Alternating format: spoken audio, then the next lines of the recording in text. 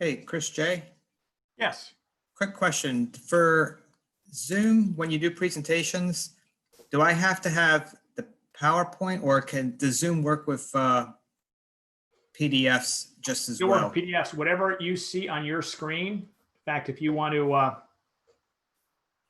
we can probably test it now if we want to. Let's see. Okay. In fact, I think you should have a screen sharing capability. So if you want to put up a slide right now or put up give it a try.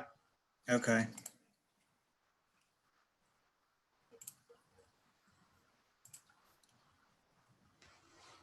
Is it there? Yep, see it. I see it.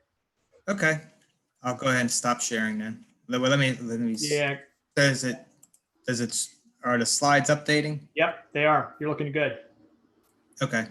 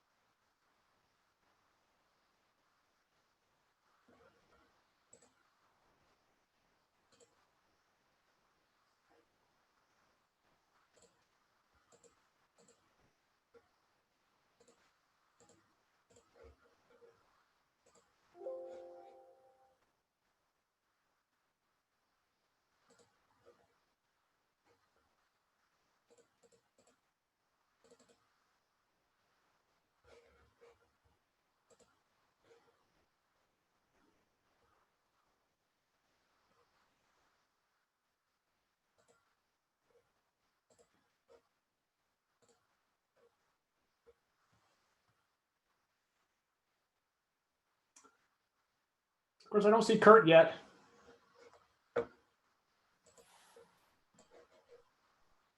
You don't? We're pretty close. You don't see him? Neither do I. No.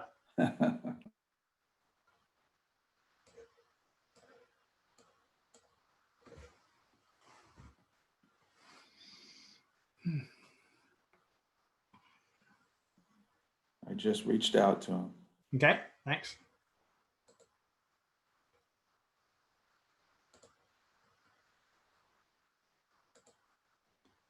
Hey, Whit, can you hear me?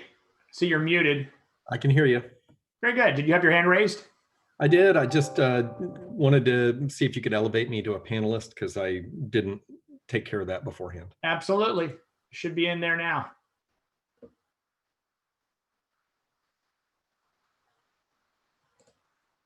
Thank you. Sure.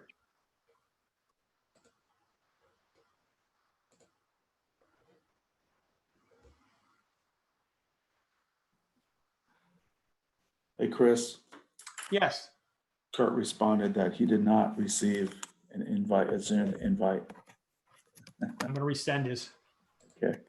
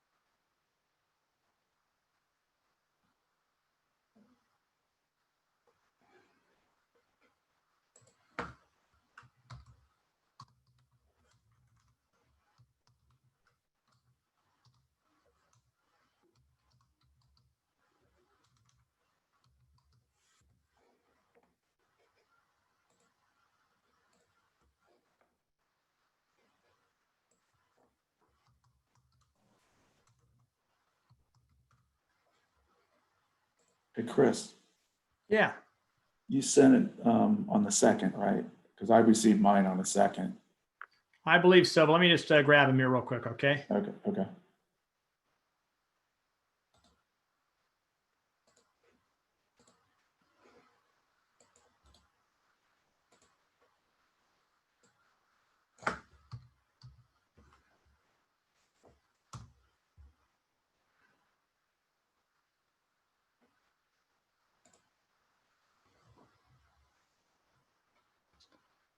I just sent that again. So he should get it momentarily, hopefully. Let's make sure he's in there.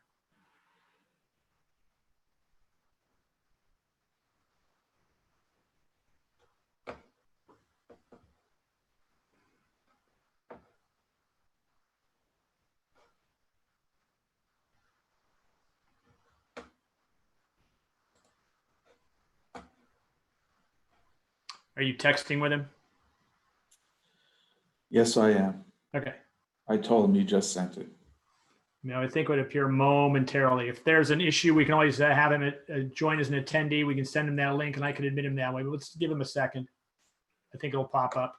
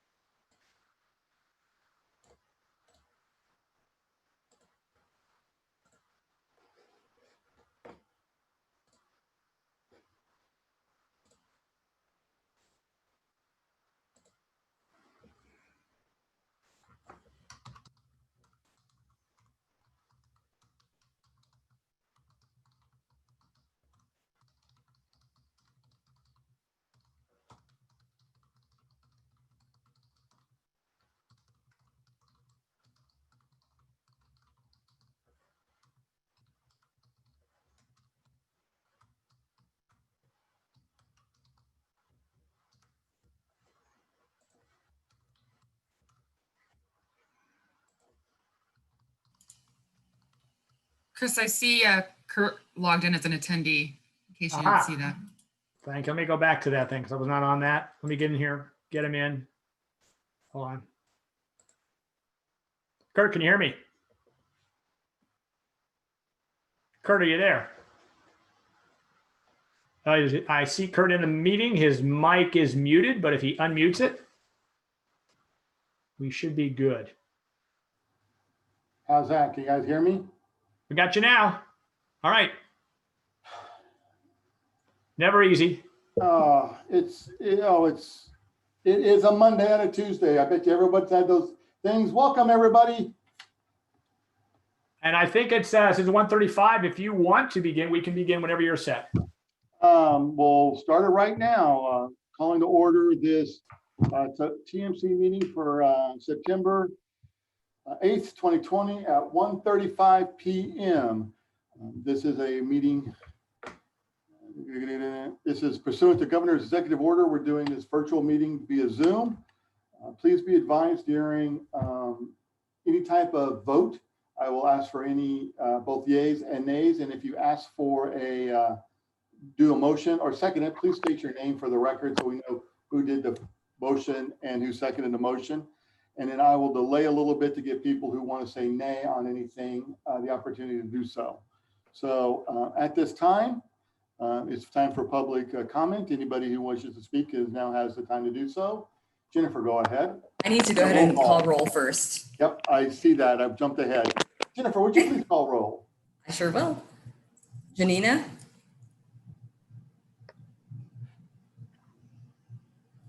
I see her there, but I have not heard Can from you her. hear me? Yes, here. Thank you. And then from Hart, do we have either Carolyn Stewart or Chris Cochran?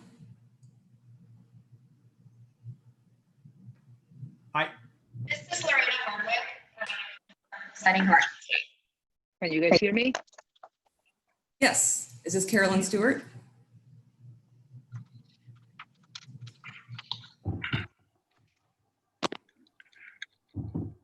Her name is registered on the participant panel. Okay. And then from MCAT, do we have William Steele or Jonathan Roberson? Jonathan Roberson is here. Okay, thank you. Kurt Scheibel? I'm here. Okay, and then from PSTA, do we have Brad Miller or Cassandra? Cassandra Borchers here. Thank you. From Heather Sobush is also here. I think we're putting in a request for Cassandra to be the primary and me to be the secondary. Okay, I did discuss that. And so Brad Miller as the head is the primary. And then I have Cassandra as the first alternate and then you as the second alternate. Okay, that's fine. Thanks. Okay, but I do have you listed for the tag member. So I'm going to go into that list after this. Heather, I promised to get you a sash that says second alternate. Awesome. Thank you. So Citrus County, do we have Lon Fry or Lori Hall?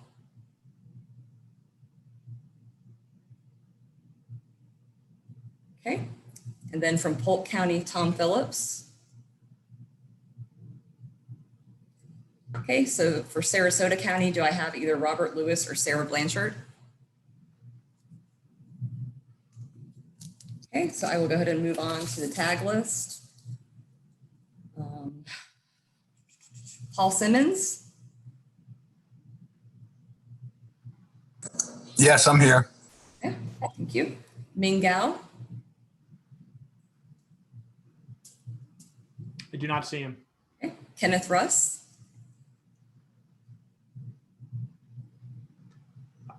I see Kenneth. He'll need to unmute.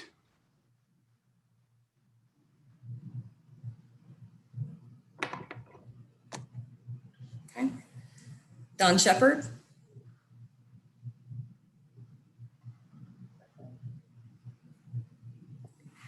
Anthony Gagliano?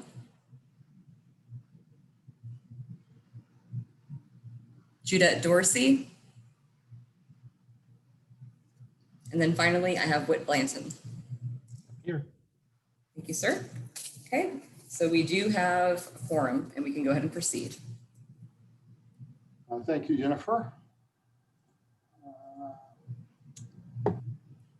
I'll entertain a motion for the June tag TMC minutes for approval.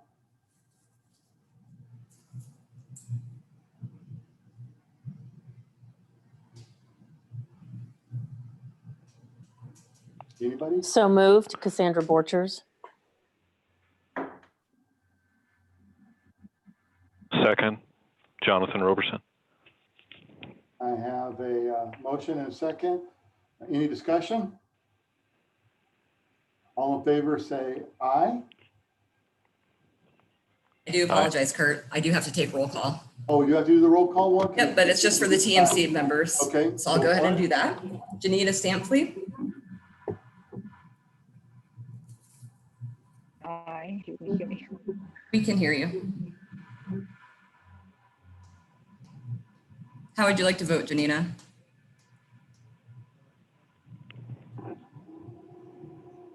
Janina, you're still muted. I am sorry. Okay. How do you vote? How would- I'm having such a bad connection, so I missed whatever you guys said.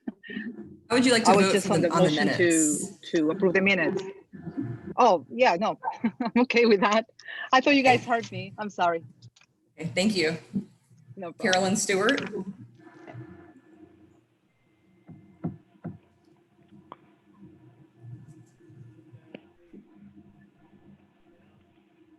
Jonathan Roberson, Aye or yes? Kurt Scheibel, Aye. Cassandra Boucher, Borchers, yes. or shares. Okay, motion passes 4-0.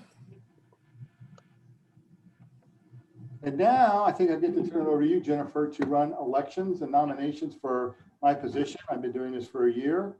I believe it's time for me to be. Is it public comment time? Excuse me, Kurt? I thought we did, oh, no, is it? I thought we did public comment already. Oh, no, we need to ask for it after.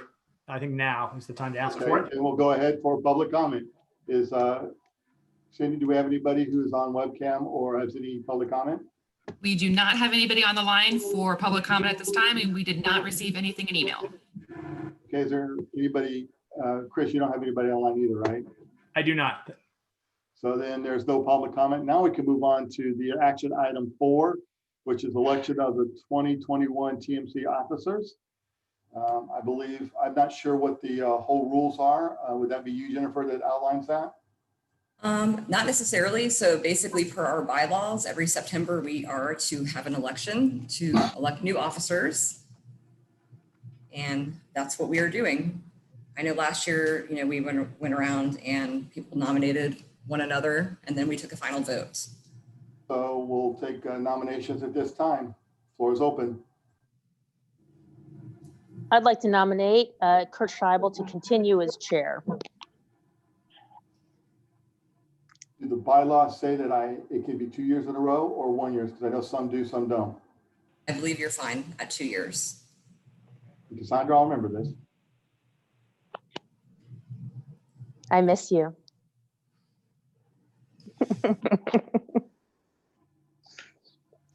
Okay, hearing none and saying none, is there any objections? And I believe by general consensus, and go ahead, Jonathan. Oh, I'm sorry. I didn't mean to do that. But I support Kurt's nomination for sure. Thank you, I appreciate that. We also have to do a vice president too, because that was over, what's his, I can't remember his name now, PSTA. Correct, we have to have a vice president by the bylaws? Yes. Because I'll be honest with you, there's a couple of months where my new grandchildren will be born and I am not going to be here. So I'll take nominations from vice president at this time. I'd like to nominate Jonathan Roberson from MCAT as a vice chair.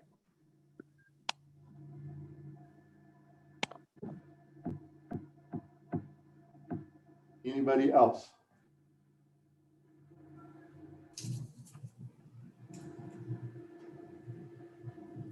Okay, so I guess what we need to do then is go ahead and take a vote on each of these. Or we could do them both at the same time, actually.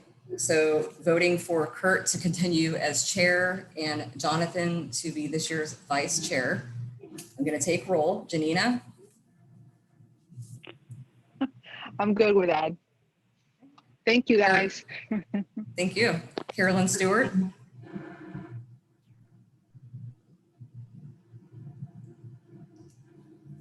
Jonathan Roberson?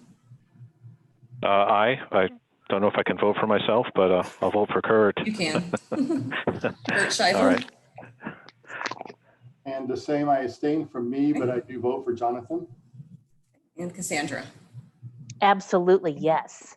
Okay. Thank you, well, gentlemen. Motion passes. We have our continuation for our chair and our new vice chair.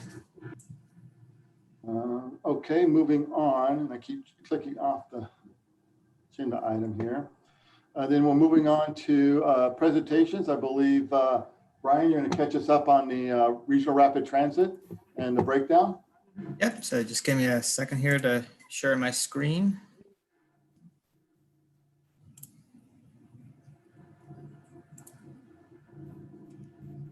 Can everyone see that? Yep. I can. Okay, very good. All right, well, good afternoon, members of the committee. I'm going to give a brief presentation on the latest ridership projections of the RRT. This slide shows the 5 design alternatives that the RRT study was looking at. I think we've all seen this slide before.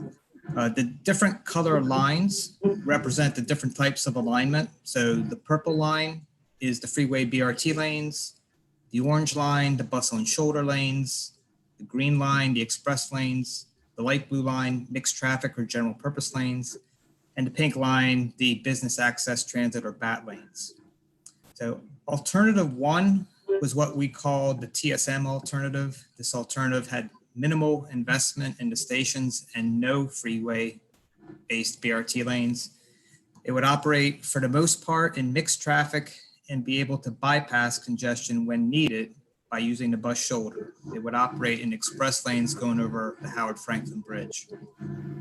Alternative 2 is what came out of the RTFP. This has the regional rapid transit and about 59% dedicated freeway BRT lanes.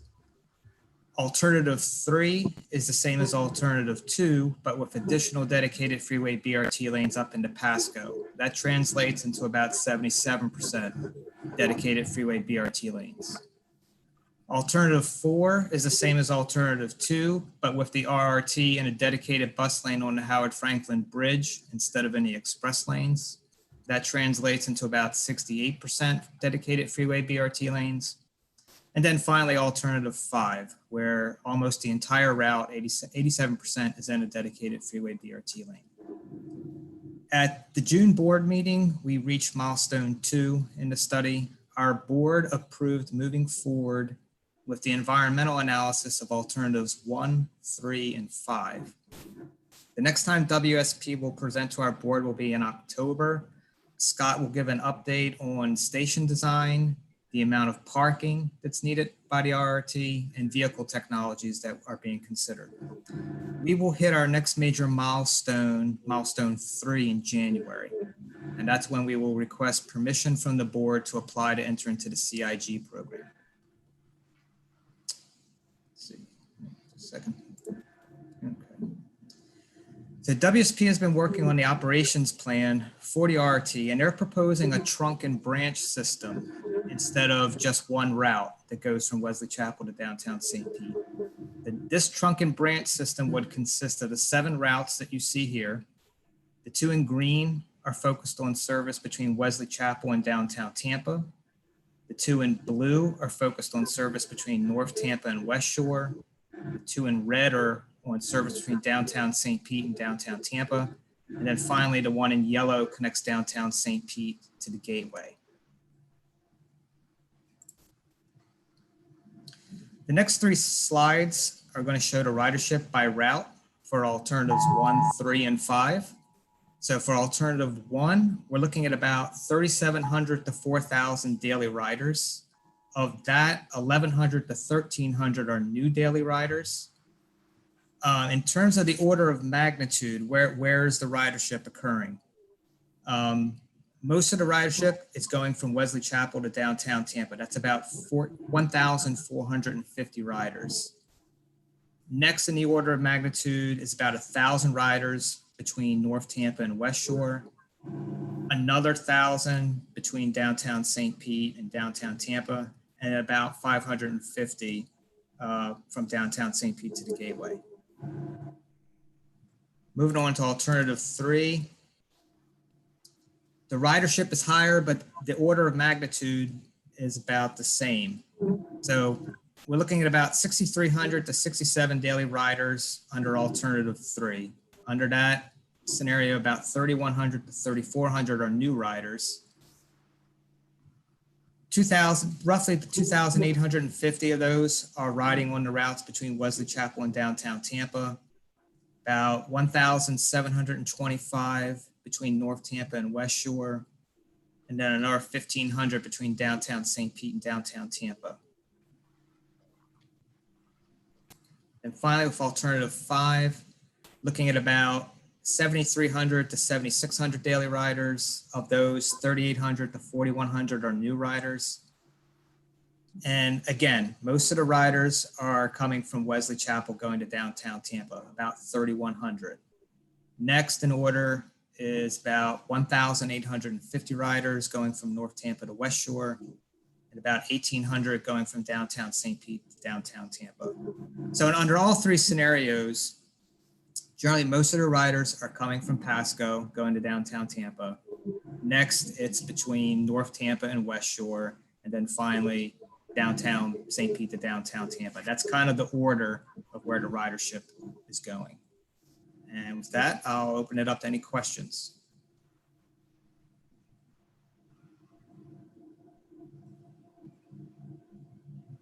Can you share a table that compares these, that shows them side by side? Not at the, I don't have a table at my fingertips right at this moment, but I could. Well, yeah, I mean put it later. together. Yeah. Sure. You mentioned it was a trunk and branch system, and I don't know if you, Kurt, do you want to field questions or do you want us just to ask them? I don't need to play moderator on this. I think we're big enough to go ahead, Cassandra, because I'm gonna have some questions at the end of it too. So you mentioned this was going to be a trunk and branch system, but it just really looks like pieces of the main line. Is the consultant going to take a look at what if you go off of the main line where you have exclusive right-of-way and look at ways that you could pick up additional riders by using like a tram train? You say scenario? go off the main line. Are you talking about when it gets off of 275 into the neighborhoods, like where it's going to be going? Mhm. Yes, Scott said they are going to be looking at that. Okay, so that'll change your ridership as well. You have more or potential origins that way. Right. Although we have to, and as we all know, we have to kind of strike a balance between trying to penetrate into the neighborhood versus trying to maintain speed. Sure. The more time we spend off of 275, the more time we're losing. And are you planning to go through the CIG process for the entire length of the system, or are you looking at a subset of the system to enter the CIG process? That's something we need to figure out before January, because we got to decide, are we applying under New Starts as one big project, or are we going to break it up into pieces? But we're going to have to decide. We have to figure that out before January. Well, it's not really shocking where you're getting your ridership. The ridership model has been pretty consistent over the last 20 years.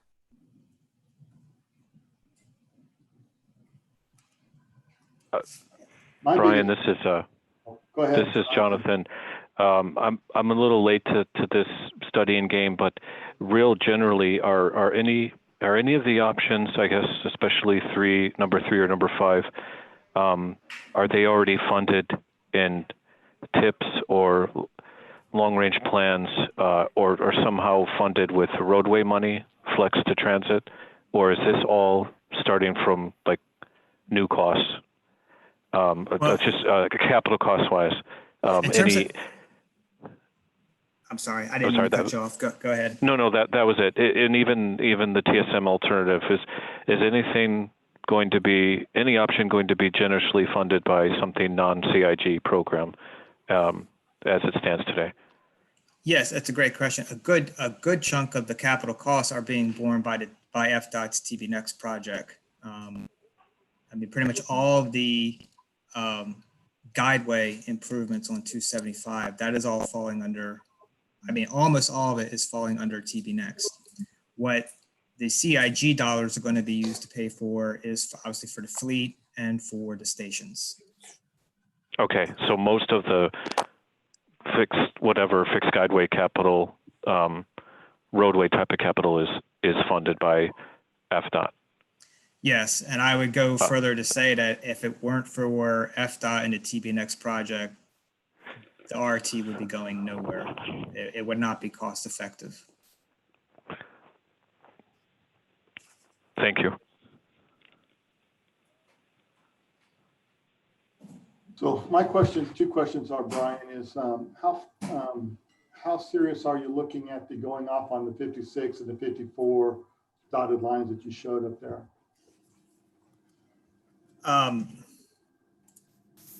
I mean,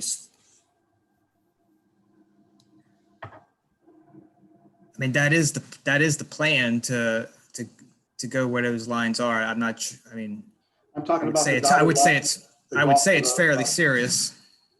The dotted lines going off to the right, those are serious going out that far over there? All Well, the way that's what to- the ridership numbers that I gave you were calculated based on those dotted lines. Okay, just so you understand that you're actually going to be during 8 o'clock from about 7 to 9, and from about 4 to 7, you're going to be literally at standstill speeds Okay. going that whole area, especially because you're going all the way, if I'm not mistaken, the up and down is past Bruce B. Downs. And unless you go straight lane, dedicated lane, that's one of our biggest areas for traffic. Now, let me clarify, and I would have to check with Scott with this. I mean, we're serious in that the route would go out there. Whether or not every single trip will go out that far, that's something I would have to get clarification from Scott.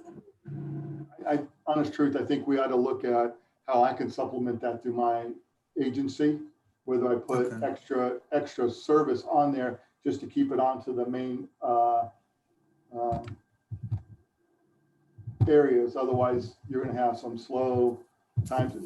That's something that's going to be offline. Second thing is, and this is the one thing that has been kicked down the can, I know a lot, excuse me, is when are we actually going to start talking the actual cost for this thing and who's paying what? Is that going to be after we submit to FTA? Because they're going to want that in the grant.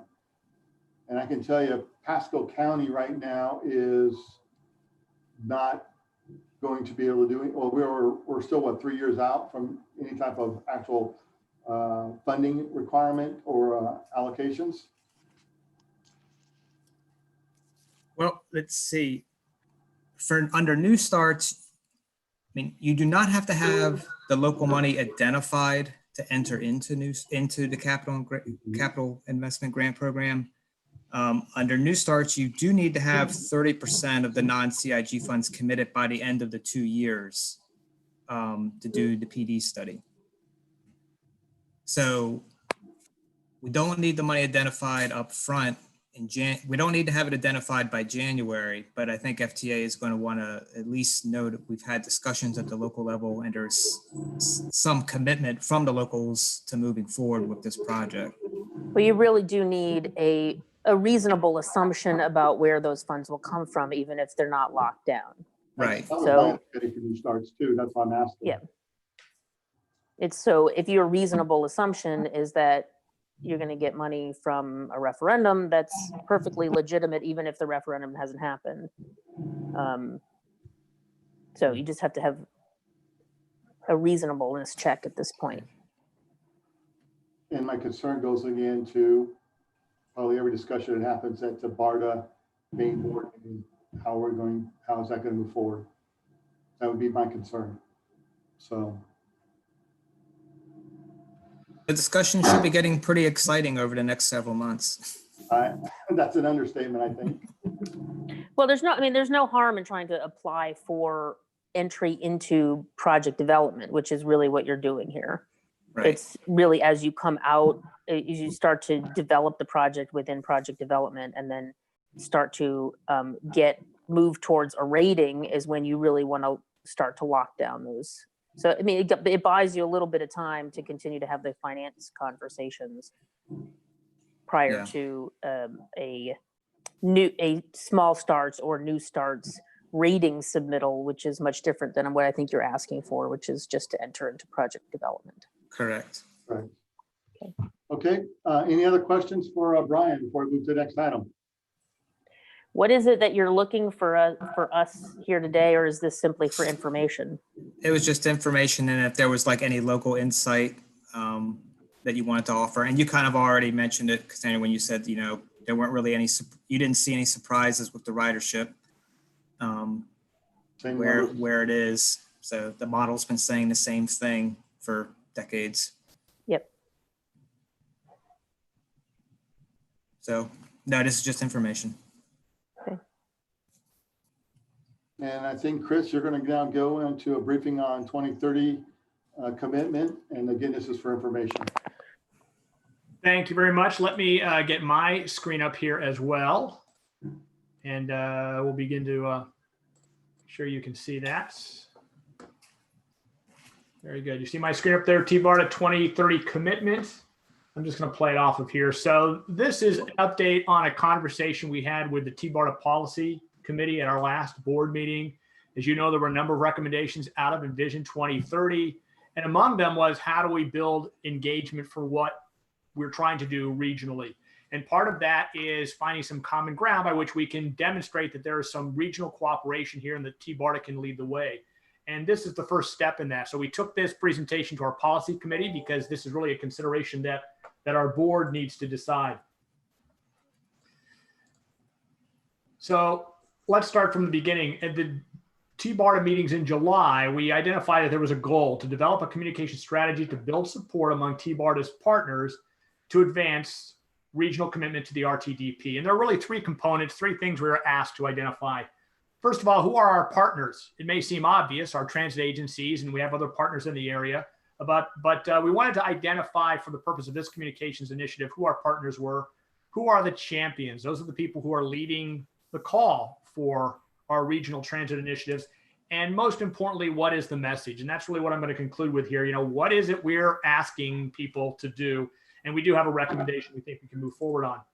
So partners, let's start about this. I think when we talk about partners, we want to talk, first of all, about core partners and partners. If you think about it, and I think this is true of any government entity, we're in partnership with every locality, every municipality, every person who may want to use our service. They really are our partners. But when we talk about our core partners, we're talking about those agencies and authorities that we work most closely with, certainly all of you here today and all of our transit management agencies. So as you've seen, this is how we identified a core partner: government organizations that share TBARTA's goal to provide transit service and or transportation support within our 5-county region who can benefit from TBARTA projects.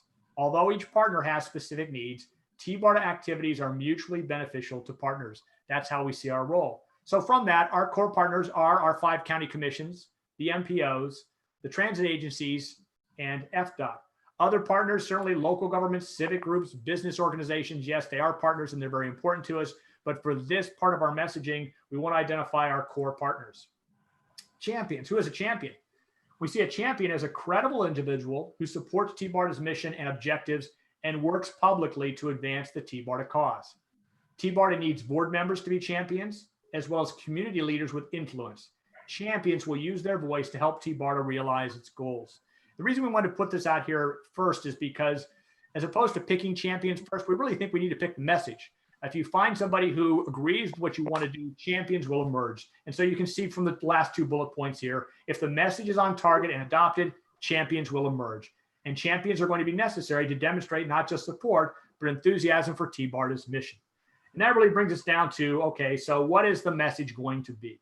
Well, when we talk about the message, we look at what TBARTA's needs are, and we broke it down, and there's really two goals that we're looking for. First of all, we need to find support for TBARTA agency funding. When we say agency funding, we mean the operational needs that any organization has, such as TBARTA. As you know, we got the $1.5 million in some funding from the state legislature. The most recent proposal was vetoed because of the budget constraints. So recurring operating funds are certainly something we need to take a look at. But there's also a second line that we actually think is probably going to be a little easier to build some consensus on regionally, and that is to find support for project funding. These would be transit projects that benefit our 5-county region. So agency funding is being developed through our state legislative agenda, some of our FDOT discussions. I'm not going to focus a lot on that here today because we really think the easiest path to build some consensus and for TBARTA to demonstrate value to all of our core partners is going to be through project funding. There's more opportunity to demonstrate direct benefits because, of course, as we have more transit projects, we bring more transit dollars in, everybody benefits. So we need to identify mutually beneficial project priority funding strategy. And that really leads me to the last slide here, and this is where we're coming to. The objectives with our project priority funding strategies are threefold. The strategies must benefit individual needs of each core partners. The strategies must not pose any harm to any of those core partners. And then from that, we must seek some sort of formal support, maybe a letter of endorsement, maybe something we want to promote for our legislative agendas. But basically, if we can find some way by which we can all agree that we want to work together, then we can push forward that initiative. From that, we've come up with 2 recommendations. Number 1, we want to support increased flexibility of transportation funding in Florida, including reducing allocation of FDOT funding being allocated to road capacity projects on the SIS, that's the Strategic Intermodal System, which is currently at 75%. We believe that by reducing this, at least proposing that we reduce this to a lower amount, will give our MPOs more flexibility because they will not be limited to the mere 25% that they might have right now. We see that as being mutually beneficial to all our counties and certainly our MPOs, and will give our transit agencies more flexibility in working with the MPOs. The second recommendation is to pursue a legislative change that would help support funding for our RT, bus rapid transit. Pursue legislative change in Florida Statutes, Chapter 341, public transit, you see the number there, funding, authorization, and appropriations, eligibility, and participation. And if I put up all the language here, there's really just one part of that we want to change, where it basically says that the state will provide operating funds for up to 7 years of rail projects, and this benefits the rail projects in South Florida. We would like to change that wording to fixed guideway, because by changing that, we would allow BRT projects, such as RRT, to be funded by the state for the first 7 years of operations. This certainly is beneficial to TBARTA's RRT project, but it really speaks to what TBARTA's core mission is, which is designed to benefit all of our 5 counties by bringing more funding, federal and state dollars, to this agency. As you know, we're not trying to compete with our local entities for those very difficult dollars to find. We want to find ways by which we can leverage our ability as a regional entity to do that. So these are the 2 recommendations we're putting forth today with our policy committee. Where this stands, we're going to follow up with the TBARTA board to see what does that mean.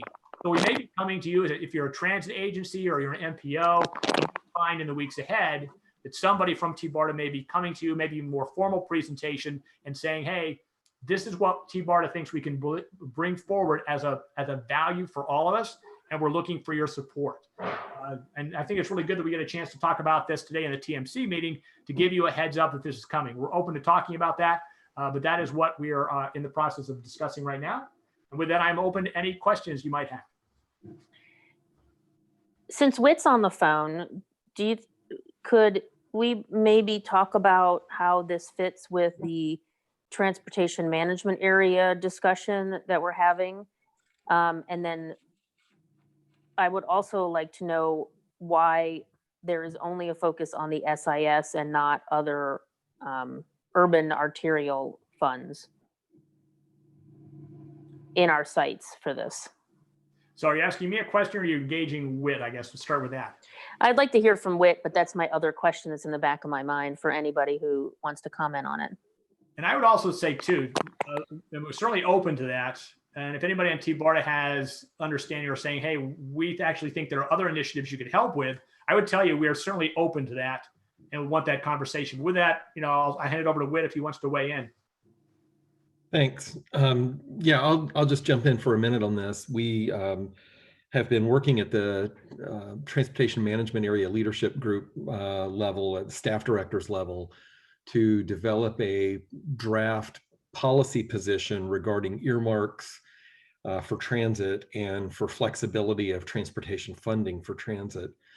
And we're going to be introducing that draft policy statement at the September 18th TMA Leadership Group meeting for discussion. And the hope would be, based on that discussion, we'll bring it back for action by the TMA Leadership Group in November as a legislative platform of sorts.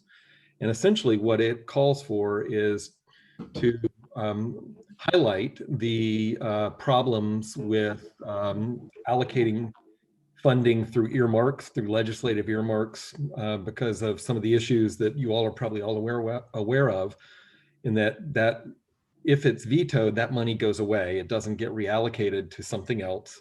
So the budget is reduced. And secondly, given the lack of reserves, an earmark does kind of rob Peter to pay Paul, because it pulls funding from another project, probably on the transit agenda by some other agency. So rather than proposing that we ban earmarks, because we realize that they are a necessity to a certain degree today, is that we look at options for increasing the flexibility of transportation funds in urban areas like Tampa Bay, so that we have more flexibility in how we allocate our dollars. And examples of that, SIS is one, and I totally support where you're going with the SIS language. But it's also not just about changing that 75% allocation. It's also revising the eligibility of projects using the SIS. For instance, the Regional Rapid Transit Project is not eligible for SIS funding unless it is in a totally dedicated right-of-way. If it's operating in managed lanes, for instance, with other vehicles, DOT does not consider that to be fixed guideway. So having some flexibility there and or reducing the percentage of dollars that go into the SIS. Another piece of that would be an example that Cassandra mentioned is the urban arterials program, other arterials program. That's the 25% of the equation, and that's for state roads that aren't on the SIS. And currently, the language limits projects on the other arterials program to add capacity. And that can be defined through turn lanes or through technology, signal synchronization, as well as adding a general purpose lane. But it does not consider transit as adding capacity in a corridor, for instance. And so, and honestly, it could include other things beyond just transit. But in our case, in Pinellas County, our revenue projections and a number of capacity adding projects indicate that we're going to need to give back a bunch of that money that should be coming to Pinellas County based on our size and population and needs. So having more flexibility in that could enable us to repurpose some of those dollars to transit projects. Other arterials also, if they're going to be used off state system, they require a 50% local match. So you can't even really divert it to a county road or a city road. And then there's district dedicated revenue, for instance, is another funding program that is not currently used on transit projects, but is flexed at the district level. And some things we've been thinking about there are creating some criteria for transit to apply for district dedicated revenues if they can meet certain expectations. Or certain conditions or thresholds. So it's still very much a working draft with a list of those kinds of things in it. There's also been some discussion about maybe having the legislature create a new innovative transit rapid deployment program because we really don't have anything like that today. Everything is really tied to the 5-year work program. And if you're trying to be innovative, you typically can't wait 5 years for your innovative idea to hatch. So those are just a few suggestions, and I'll leave it there for conversation, but that is on the agenda for the next TMA leadership group meeting. I appreciate all of those. I will tell you that. I mean, certainly this is an open conversation and, we need to start, but it's not certainly closed. So those are all things I know that TBARTA, we'll talk about those internally. I appreciate you bringing those up today, Whit. Whit, I know you're gonna come to PSTA for our October legislative committee to talk about the TMA discussion and what that means for all of us in the region. Would you want to come to another TBARTA committee? I'd be happy to if that's the will of the group. Sure.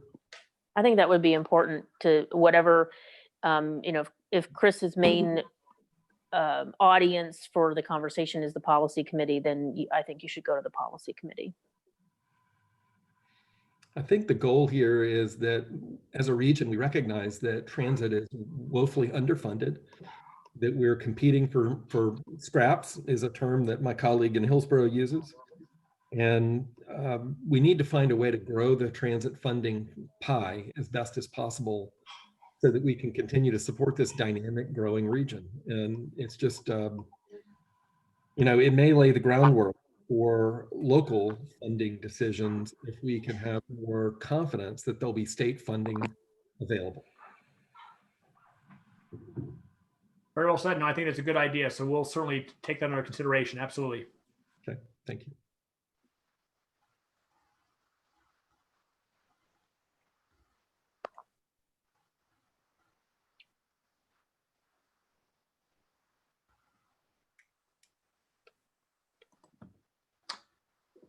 Kurt, Okay, anything else? Anything else for Chris? I'm good for now. Okay. Thank you. I'll just kind of go around the list here, around the screen here and ask anybody if they have any comments for committee members' updates. So Whit, do you have anything more you want to add before we move on? On a different topic, I'll just add that Brian Passaro and I are beginning to work together on a potential pilot or initial project feasibility for cable aerial transit somewhere in Pinellas County. That conversation hasn't gone very far, but the TBARTA board heard a presentation at its last board meeting from the Echelon Group and their consultant, Stephen Dale. The board then voted 6-0 to direct David Green and the TBARTA staff to work with Ford Pinellas on a potential corridor for that next phase or next step in that process. And I've since heard from the city of St. Petersburg that they're very interested. I still need to sit down with the city of Clearwater to make sure that they're interested. They were several years ago.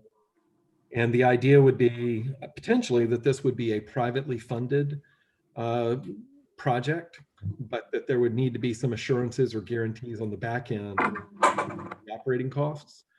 So I have a lot more questions than I have answered right now, but Brian and I are starting down that path to meet with some key stakeholders, develop a scope of work, and then proceed from there. And my understanding is that there's funding in place for TBARTA to fund the next phase of that study.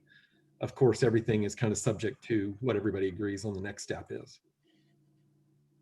I do not anticipate that we'll be getting into full PD&E, but more like a ridership and capital feasibility project with funding options.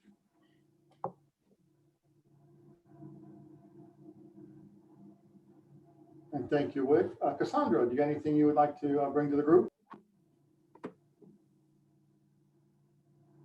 Unmute myself. I'd be interested to know how everybody's going right now in terms of COVID, making sure that they're keeping their service on the road.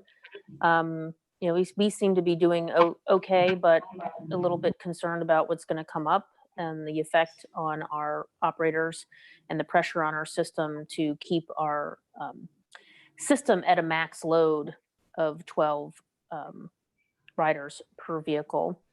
And so just sort of be interested to hear what everybody else has to say about how they're sort of moving through this time.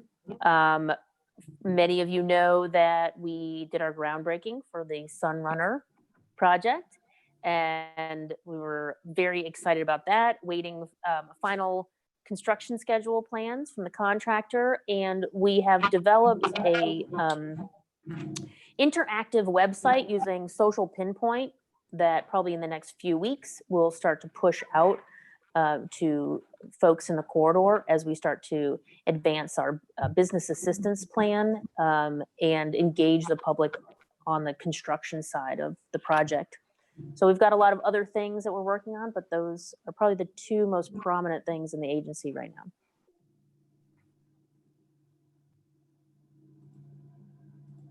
Thank you, Cassandra. Janine, you got anything you'd like to talk about? Well, I just would like to let you guys know, we just went back to service and collecting fares. I know some of you guys are still providing reduced service and not.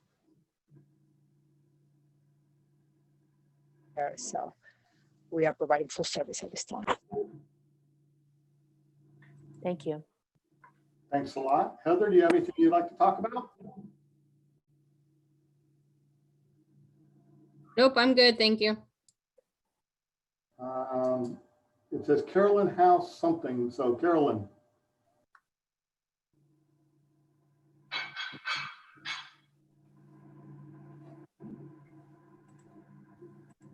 Okay, David Green. No, David gets to listen right now. I'll come back to you, David. Paul, do you have anything you'd like to talk about? No, Kurt, thank you. I'm good at this point. Thank you. Sure. Kenneth Russ, do you have anything you'd like to bring to the table? Nothing at this time, but thank you. Thank you, sir. Jonathan, do you have anything you'd like to bring to the table? Yeah, we've MCAT's restored all regular service except our Beach Express starting August 29th. So we're still fare free. What we saw in August was ridership was down about 20%. And overall for the fiscal year, ridership is down about 19%. So we're finding a good portion of our ridership has come back. And the trick is going to be when to reinstitute fares for us. I think there's some sensitivity to the economy still being off, and some sympathy for maybe continuing fare free for another few months at least. Again, I'm fairly new to the region, but congratulations to PSTA on the BRT success. That's great news. And I wanted to thank David Green and TBARTA staff for adopting a resolution last month for MCAT's urban corridor grant proposal for our Route 99 service in Manatee and Sarasota counties. I kind of supports Chris's previous item that, I think TBARTA has got a great role as a partner, especially when it's helping bring new money to the region for the partner agencies. So thank you for that. And that's all I have. Thank you, Jonathan. I'll go ahead and talk about Pasco County. We're going to go to basically back to complete full service, including fares, on the 5th of October. Our numbers right now for the fixed route are, we're actually above where we were last year already. We've been at that for about the last 3 weeks and have seen the ridership since June, about 2 to 3% come back. We had a low on fixed route. I'd say about 25 to 30% down, with about 50% down on the paratransit side. Paratransit is still well below our normal numbers. So that's where we're at right now. Unfortunately, Pasco County was hit hard with the COVID. My budget has basically been cut from about $4.5 million local match to basically underneath 500,000. So we have a lot of serious things that we're looking at and how we're going to fund that using the CARES Act funding. We are continuing with our COA, so we will be working our comprehensive operational analysis. That will get the notice to proceed, or probably it hits the board on the 21st, and we'll probably kick it off that week, getting with Tyndall Oliver and making sure that all is a success. We're really looking at a lot of changes here because, as you will know, Pasco's been growing so quickly. And lastly, Shady Hills is finally starting up. It's been a year and a half I've been talking about this. Our bus is in place. We're starting to hire people, and the route's done and been approved and all the other good stuff. We will start that on October 5th, and we'll be connecting another connection with the bus up north. And I want to thank Jenny and her team up there, because they really helped us connect it up there on County Line Road. So a lot of good stuff holding on. Other than that, did I miss anybody that wants to speak up? And I'll get David at the very last one here, so you can bring it out. You say October, you guys are doing your service change to go back to full service and fares? Okay, thanks. Unfortunately, with the budget cuts I've got, I cannot support free fares anymore. And it's just, unfortunately, the economics of the situation. So I have to. But you're getting pressure. Everybody's getting pressure to go back to full service. I'm not getting pressure. I have no choice. So you can say, yeah, I am getting pressure. But we've been full service, but just not charging full fares. Okay. Free rides. We've been having a really good success with masks. No one has any complaints about wearing a mask on board. And we've even been providing the, I don't know if you guys have been getting the underwear mask from, oh, I don't know if you can see it or not. The underwear mask from Hanes. I don't know if you've been getting those. Yep, there they are, underwear masks.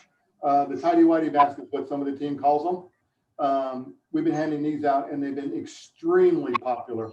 And we've even had our team, if they see them along the side of the roads, take them, throw them in a washing machine with a bunch of bleach, and they're even reusable. So it's been very popular.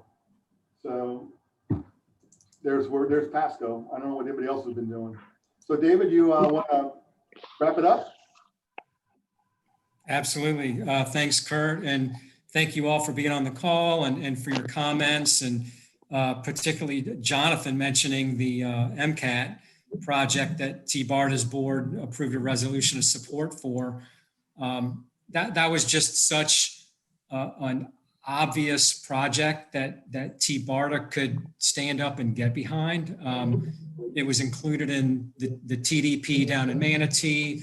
The capital expenses were included in the long-range transportation plan. The project was identified in TBARTA's regional TDP. I mean, there was nobody on TBARTA's board that had any concerns whatsoever in showing our support for that project. If we couldn't get behind that, then I don't think we have any business, doing what we're supposed to be doing for the region.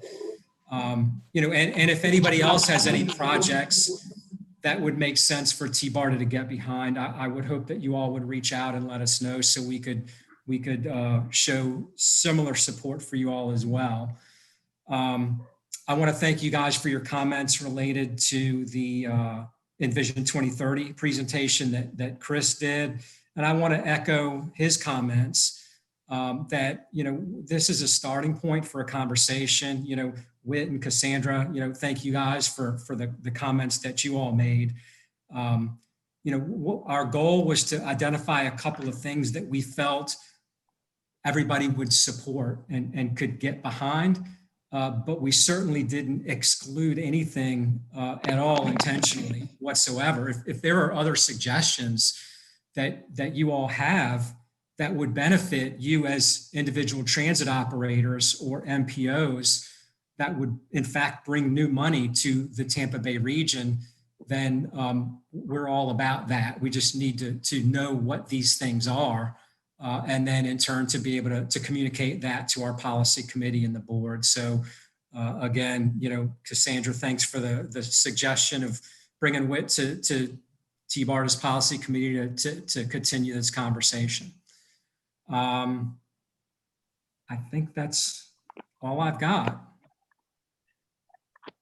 Thanks, David. I do have one. I forgot to ask if there's any old or new business from anybody.